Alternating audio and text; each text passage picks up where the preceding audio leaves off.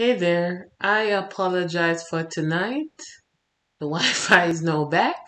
I am going to teach this lesson fairly quickly. Fingers crossed. Where we were looking at exchange rates. And I am going to finish that up so you can have that as part of chapter 27. Okay? All right.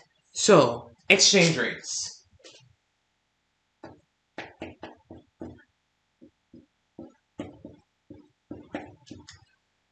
Now, as I was saying, there are two extremes on the continuum when we look at exchange rates. You have what's known as the flexible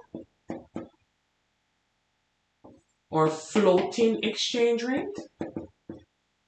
And then at the opposite end of the continuum, you have the fixed exchange rate. There are a lot of different ones in between, but our focus in our principles course is the two extremes. So let's begin here. The flexible or floating exchange rate. And the flexible or floating exchange rate is when the price of one country's currency in terms of another is determined by market forces. So demand and supply. So just like how we determine the price of a good, service, commodity, or resource in a marketplace, the flexible or floating exchange rate is determining the price of one country's currency in terms of another within the marketplace. Now the fixed exchange rate is the opposite. This is determined by the government. So with a fixed exchange rate, you're going to have the government intervening and fixing the exchange rate at a value that they're happy with. Okay? So let's focus on the flexible. Let's see how that works. And the example we were looking at specifically, we were looking at the US currency for the British pound. Okay? The fancy L, that's the sign for pound. The US currency is the dollar for the British pound. And since it's determined by market forces, and here we go. We're going to have the quantity of pounds.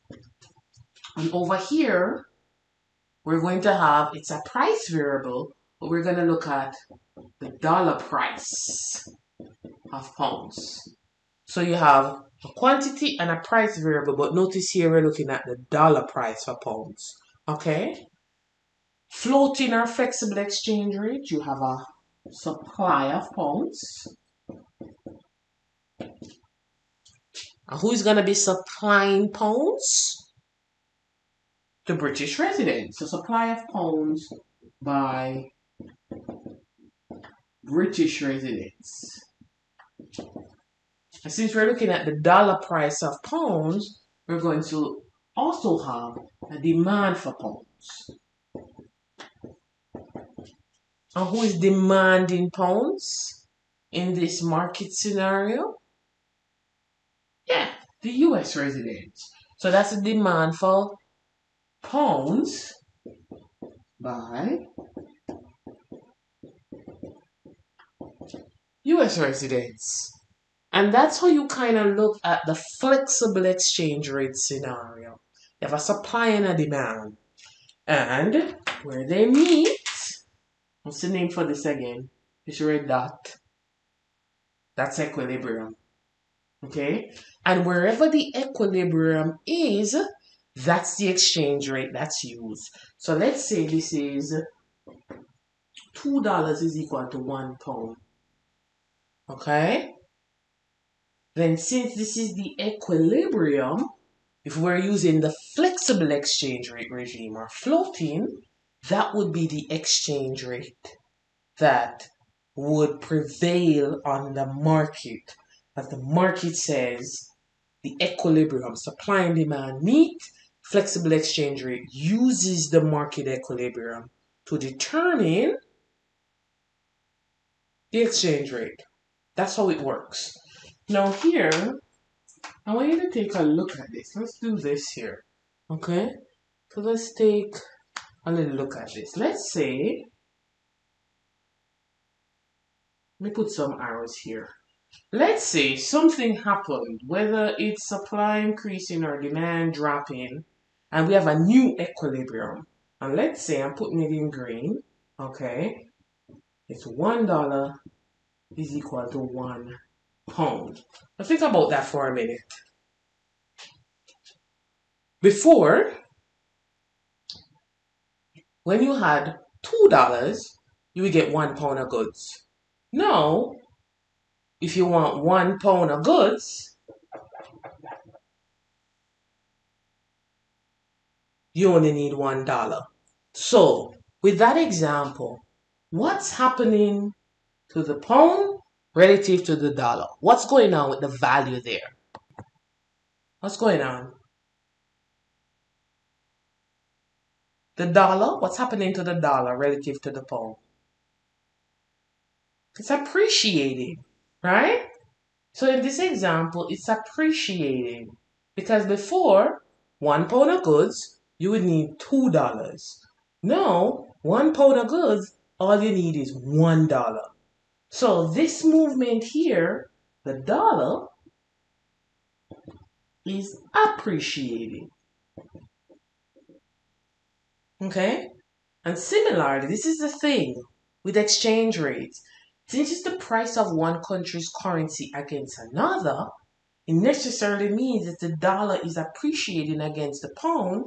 It has to be the case where the pound is depreciating.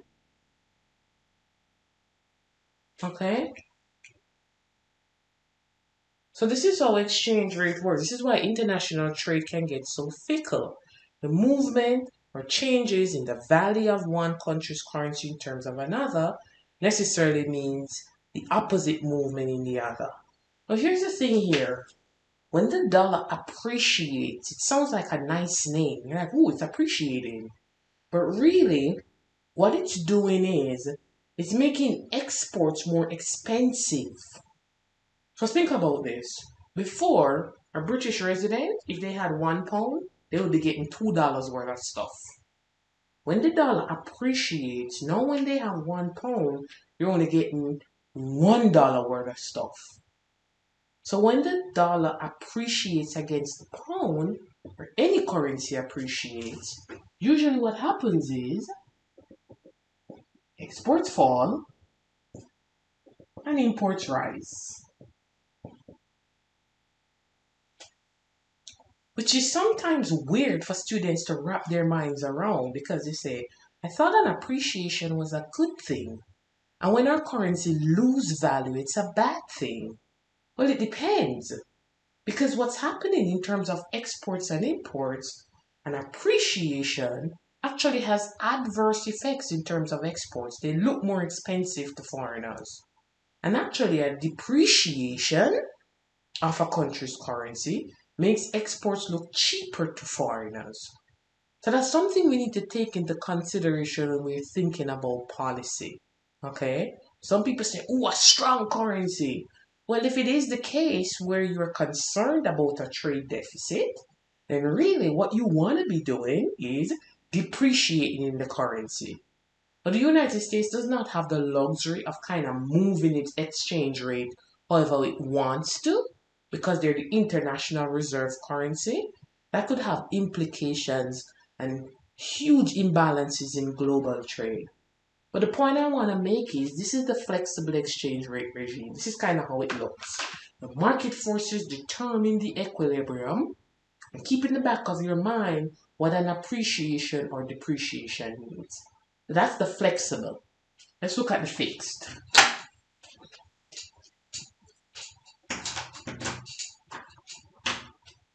Let's look at the fixed.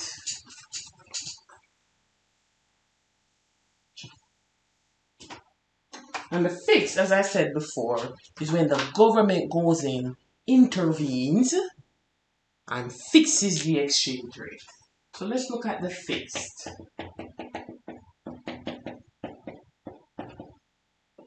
Okay, and let's set it up. So like China, for example, has a fixed exchange rate. So let's say this is the quantity of the ren. Let's use China as the example here. Okay, and let's look at the dollar price of the ren. Okay, here we're going to have demand the ren, supply of the ren. And if you're going, that kind of looks the same. Hold on a minute. Let's say this is the equilibrium. Okay, where $3 is 1 ren. That's the equilibrium. Now, what does the fixed exchange rate regime look like? Well, this is the equilibrium, and when the government intervenes, they go in and fix the exchange rate at a value that they want to fix it. So they go in, for example, and they'll say, here, $2 is 1 ren. And this is fixed by the government. So they go in and they fix it at that level. How? They could intervene and buy and sell currency. They could change interest rates. They could use domestic policy in terms of taxes and government spending. They could pump a whole bunch of their currency on the market. Okay? They could sop up liquidity. The point is, they intervene and purposefully make the exchange rate undervalued. Now, this is where students trip up. They say, why would they want it undervalued? Okay? Well, remember what I said before. The depreciation of your currency makes your exports cheaper than what the market says they should be. So if you want your exports to have a competitive edge, you want a fake depreciation of your currency. Does that make sense? You want your currency to be undervalued. And when you do that, you make your exports cheaper. Okay? Foreigners find your exports to be cheaper. This is why there's so much pressure on China to appreciate their currency. You hear pressure for China to revalue their currency because it's purposefully undervalued. It's purposefully depreciated, intervened, and fixed at a level below the equilibrium, which makes the exports cheaper. So that's the fixed exchange rate. Government intervention versus the flexible, where market forces determine the exchange rate. And with the flexible that we did here, any fluctuation up, down in supply and demand and the equilibrium changes, the official exchange rate will have to change also to fit it. That's the idea. But there can be a lot of instability with the flexible exchange rate. If supply changes and there's a new equilibrium, the official one needs to change. If demand changes and there's a new equilibrium, the official one needs to change, and so on. With the fixed, just as the name suggests, it's fixed. Fixed by the government, and that's it. Okay? So those are the two extremes of the exchange rate that we have. That's kind of what I wanted to go through earlier today. Okay? Again, if you have any questions, feel free to email me. It was a pleasure. Any questions you have, please email me. Take care. Bye-bye.